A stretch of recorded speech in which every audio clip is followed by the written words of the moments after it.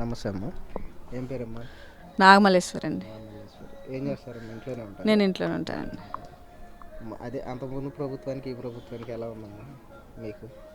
ప్రభుత్వానికంటే అంతకుముందు ప్రభుత్వమే బాగుందండి చెప్పాలంటే. ఈ ప్రభుత్వానికి ఏముంది, ఫ్రీ గ్యాస్ బండ్ ఒకటి ఇచ్చారు, ఇంకేమి ఇచ్చారండి?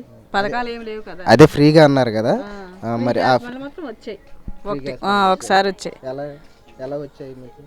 అంటే గ్యాస్ బండ్ మామూలు బుక్ చేసామండి, అకౌంట్లో డబ్బులు కట్టాము, అకౌంట్లో డబ్బులు పడ్డాయి. తర్వాత పడ్డాయి. ఎన్ని రోజుల కంటే వారం తర్వాత పడ్డాయి. ఒక వారం తర్వాత పడ్డాయండి. అదే ఫ్రీ బస్ కార్డ్ అన్నారుగా, మరి మీరు ఎక్కడికైనా వెళ్ళారా? ఫ్రీ బస్ ఏం లేదండి, ఎక్కడికి వెళ్ళలేదు ఇప్పటికి. టికెట్ తీసుకొని వెళ్తున్నాం. ఫ్రీ బస్సులు ఏమండి అంటున్నారు, ఏది చేయలేదు అసలు ప్రభుత్వం. ఈ ప్రభుత్వం వచ్చిన తర్వాత ఏం జరిగిందండి? ఏమీ లేదు. జగన్ ప్రభుత్వంలో అన్ని పథకాలు వచ్చాయి మాకు. డ్వాక్రాలో రుణమాఫీ వచ్చింది, అమ్మఒడి వచ్చాయి, అన్నీ వచ్చాయి. పిల్లలకి అమ్మఒడి వచ్చింది. ఆ ప్రభుత్వంలో అంతా బాగుంది. ఈ ప్రభుత్వంలో ఏం బాగుంది? నాకు 2 అమ్మాయిలండి. చిన్న అమ్మాయికి వచ్చిందండి అమ్మఒడి.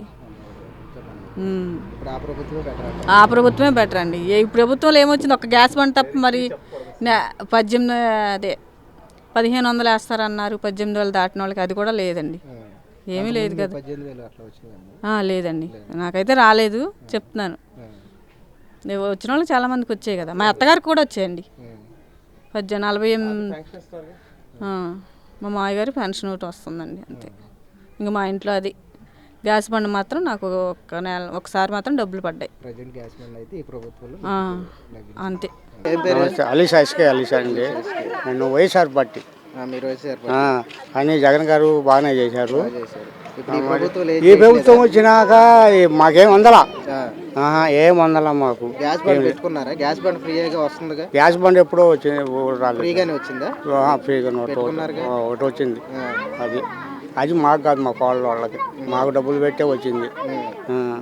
కానీ పథకాలు కానీ అమ్మఒడి కానీ ఇవన్నీ కానీ అసలు ఏమీ లేవు. పిల్లల్ని చదివించుకోవాలి. అన్నీ అంది. ఈ ప్రభుత్వంలో ఒకటి కూడా ఏం రాలా. మొన్న వరద వచ్చింది, 25,000 వేశారు. మరి ఆ అధికారులు ఆయన ఎవరు వచ్చి రాశాడు, బాబాయ్ నీకు వచ్చింది బాబాయ్ అన్నాడు. సచివాలయంలో పేరు ఉంది, డబ్బులు రాలేదు. డబ్బులు పడాలి. అందరికి పడ్డాయి 25,000. అడిగాం, పేరు ఉంది మాకు, మేమేం చేయమంటారు? డబ్బులు బ్యాంకులో వచ్చి చూసుకున్నాడు. బ్యాంకు 2 మాటలు వెళ్ళాం. వెళ్తే బ్యాంకులు పడలేదు. తిరిగి ఇసుకుబుట్టి వదిలేసాం. అప్పనర్సమ్మండి. మేము ఇంట్లోనే ఉంటాం. ఏమి చేయం, ముసలాళ్ళకి ఏమీ లేదు ఆస్కారం.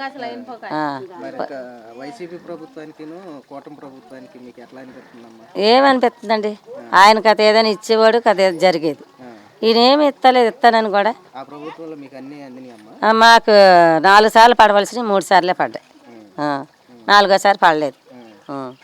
అదే 18,000. ఇల్లు వాకళ్ళు కూడా లేవు. కాగితాలు రాసుకున్నారు కానీ ఏది రాలేదు ఆయన ఇదిలోను కూడా. మరి ఇస్తారన్నారు, ఏది ఇవ్వలేదు ఇప్పటికి. అది అయోధ్యలు కట్టుకొని చేయాలనే బతకలేకపోతున్నాం. నిన్ను అయిన వాళ్ళు అడుక్కొని ఇది చేసుకుంటున్నాం. అది ఇది చేయమో మరి చూపించలేదు కదండి ఏమీను. అది ప్రభుత్వం బెస్ట్ అంటలేదు. ఈయన ఇస్తారు, నెలకి 1,500 అన్నారు. మరి ఇంకేం అనలేదు కదండి అంటున్నారు. మేము ఎక్కాక ఆయన ఒకటే ఈయన ఒకటే కాబట్టి ఈయన చేస్తామన్నారు, ఇంకా ఏది లేదండి అంటున్నాం మేము అనేది. అది మరి ఉండాలి కదా. హాయ్ అండి, ఇప్పుడు మనం భవానీపురం ఏరియాలో ఉన్నాము. ఈ ఏరియాలో మొత్తం మొన్న వరదల్లో మొత్తం మునిగిపోయింది. సగానికి పైగానే వచ్చినాయి అని చెబుతున్నారు.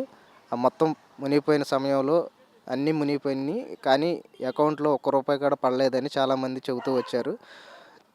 మరి ప్రభుత్వానికి వెళ్ళి సచివాలయంలో అప్లికేషన్లు పెట్టుకున్నా సరే రేపు రండి ఎల్లుండి రండి అని తిప్పిస్తూ ఉన్నారంట. మరి ఇప్పుడు వరకు కూడా ₹1 పడలేదని చెప్పి చాలామంది బాధపడుతూ ఉన్నారు. అదేవిధంగా గ్యాస్ బండ్లు అవి కూడా చాలామందికి పడలేదని, ఫ్రీగా ఇస్తున్నామని చెబుతున్నారే కానీ ఇవ్వట్లేదని చెబుతున్నారు. మరి ఈ ప్రభుత్వంలో అన్ని సమకూలంగా జరిగేలా చూడాలని సచివాలయ సిబ్బంది కూడా వాళ్ళని సక్రమంగా ఆదరించి వాళ్ళకి అమౌంట్ పడేలాగా చూడాలని కోరుకుందాం.